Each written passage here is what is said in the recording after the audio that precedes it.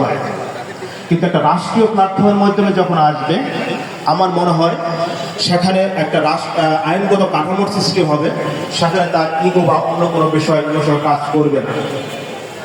তো আমরা প্রথমেই আমাদের লিগাল এড কমিটির যে বিজ্ঞ জুডিশিয়াল ম্যাজিস্ট্রেট আছে তার কাছে আমরা শুনেছি যে তিনারা একটা প্রিভেন্টিভ কাজ করে থাকেন, যে মামলার পূর্বেই তারা সমাধানের চেষ্টা করে।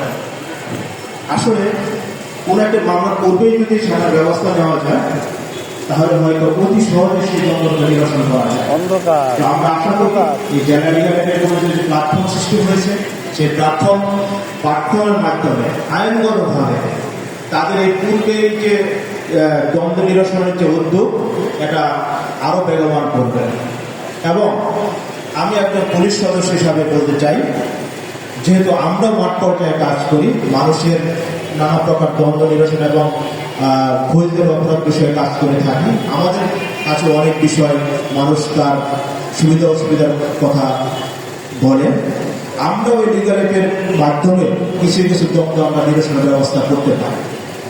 কারণ যখন একটা দেওয়ানির বিষয় নিয়ে একটা দ্বন্দ্বের উদ্যোগ হয় সেটা আমাদের পক্ষে সমাধান করা সম্ভব হয় না। সেই দ্বন্দ্বগুলো যদি আমরা লিগাল এড কমিটির মাধ্যমে আওতায় নিয়ে আসতে পারি এবং সেখানে একটা সমাধান করতে পারি, হয়তো সেই দেওয়ানির অপরাধ থেকে অনেক সময় ফৌজদারি অপরাধ ঘটনার সৃষ্টি হয়, সেটা হয়তো হবে না।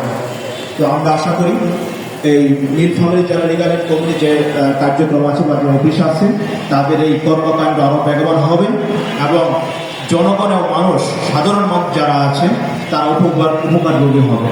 সেই সাথে আমি জেলা লিগাল এড কমিটি যারা কর্মরত আছেন, বিশেষ করে প্যানেল আইনজীবী যারা আছেন, জুডিশিয়াল ম্যাজিস্ট্রেট আছেন, তাদেরকে আন্তরিক অভিনন্দন এবং যারা এখানে উপস্থিত আছেন সবার সুস্বাস্থ্য কামনা